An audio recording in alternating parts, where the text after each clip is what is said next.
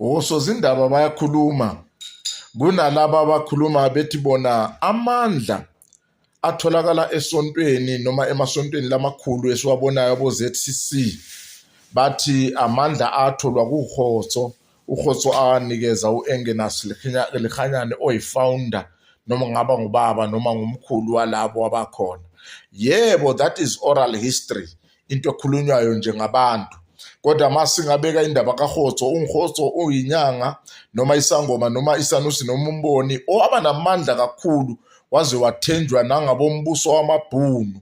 Masikhuluma ngabo Paul Kruger waze wacapture umbuso wamabhunu nabo bemconsulta.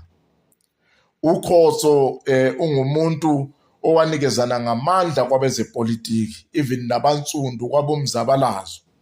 Siye sizwe ngalabo abafunda kubo 40 abajika baba ngababusi abagcwala iAfrika yonke. EZimbabwe sinendoda yayibizwa ngokuthi uJoshua Nkomo, yayinenduku yayo. Le nduku lebeyimsiza ukuthi ajike athathe certain forms, abe nemlingo thizeni, mhlambe mayisita sithi siyahlasela siphambane nomangoye ephuma emnyango kanti bekunguye. Mhlambe bathi bangena bathole nje isalukazi esinamafinyela sebebuza uyephi uNkomo, sithi hayi uphumile nje